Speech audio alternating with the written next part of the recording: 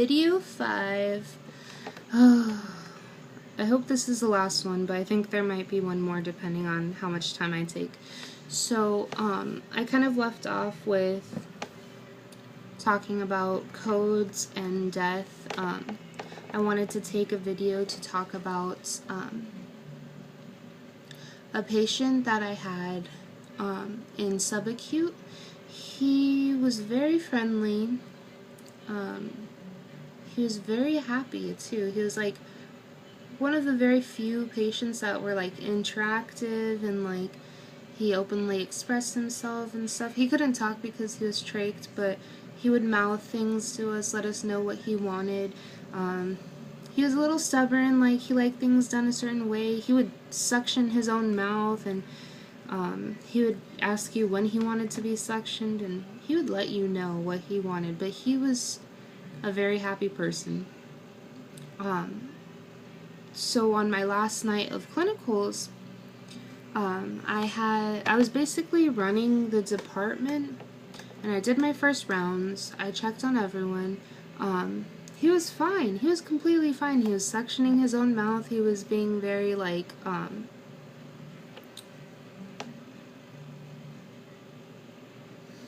he was just communicating like he always does, and you know, hand gestures, smiling, nodding. He was fine. His vent settings were fine. He was plugged in. He was all good. The only thing that was like off was his pulse ox, because he was attached to one of those ones that are the stickers around. And I went and I fixed that because I was trying to take his vitals. I used my pulse ox. His hands were a little cold, so it was kind of off. So I definitely had to switch to the ones that stand up, because they're a little more accurate than just the regular pulse ox that you keep in your pocket. But when I left him, he was fine. He was happy. Probably like, let's say an hour, 2 hour, no, like an hour, because it was before the next time I had checked on my patients. You're supposed to check on your patients every 2 hours, so it was like right in between. He apparently passed away, and it was my last day.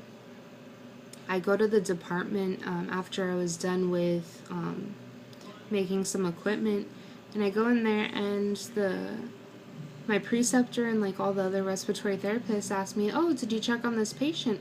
And I was like, "Yeah, he's fine. He looked fine." They're like, "Oh, did he look like, how was his coloring? How, like," I told him they looked fine. He had color to him. He wasn't pale. Nothing. He was still stubborn. He was still suctioning himself. Whatever. And when I was fixing his pulse ox, like my preceptor, I asked him to come upstairs, because when I do something like that, I always want to make sure that it's right. And the fact that his hands were a little cold and my pulse ox didn't read well, it did kind of like freak me out. But I knew it was his hands were cold. But I had him come up anyway and check on it. So he had saw him too. And I told him, "Oh, the last time I checked on him was when you were there too. But he was fine. Like, you saw him. He was fine." And they're like, "Oh, because," and I'm like, "Why?" And they were just saying, "Oh, he passed away." And this guy is like the least person you would expect to go. So I was kind of like, this is a joke. And I like kind of laughed. I'm like, "You guys are crazy. Like, what the heck? You know, you're pulling a prank on me because it's my last day or something like that." That was my thought process. And they're like, "No, we're being serious. He passed away." And I'm just like, okay. So they had me go up to the department with them, and then they started talking about it with the nurse. And I'm like, okay, I don't know if this is real or not. And I'm like, this can't be real. They're just joking. And my preceptor was like, "Oh, if you want, you can go pay your respects and go check on him." And I was like, okay, I'm gonna go see if this is real.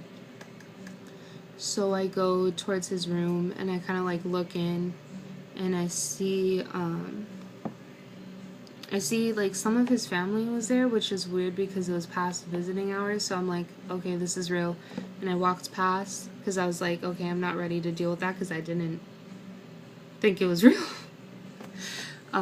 Which is horrible of me, and I don't know why. It just was not registering to me that, like, this could happen.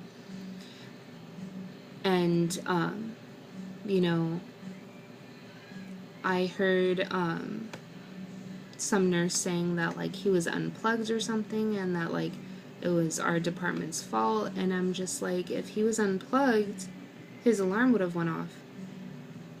And someone would have heard it, like, in the nurse's station. I don't understand what was happening. No one understood what was happening because, oh, and he was a DNR, so when he was gone, he was gone. But yeah, no one heard the alarm go off. He just, I don't know. He was there and then he wasn't. And that death, ooh. You know, I had 3 patients before him die, but, like, no one that I took care of, like, myself, besides, like, those codes, and that was a little different. But this one hit me hard. I was just like, he was fine. I don't understand what was happening. And I took it really hard. And my preceptor saw, like, that I wasn't doing so well and how confused I was. He basically... He told me, like, you know, I can go in there and pay my respects, or, like, if I wanted to, like, kind of wait for the nurses or whatever and see what they told him, or he kind of let me do my thing. But he did have me de-trach him so I could kind of, like, cope with it. So that I really respected him, and I'm very thankful he let me do, because it kind of gave me, like, a closure type of thing, which is so weird because I was like, I don't know how that will help, but he insisted it would, and it did. But it was very sad. I did cry, and I was just like, whew, overwhelmed. But, you know, sometimes it's okay.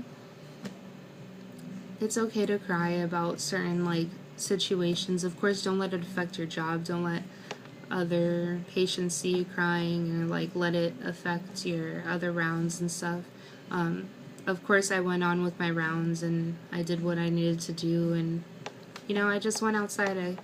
I let it out, sucked it up, kept doing my thing.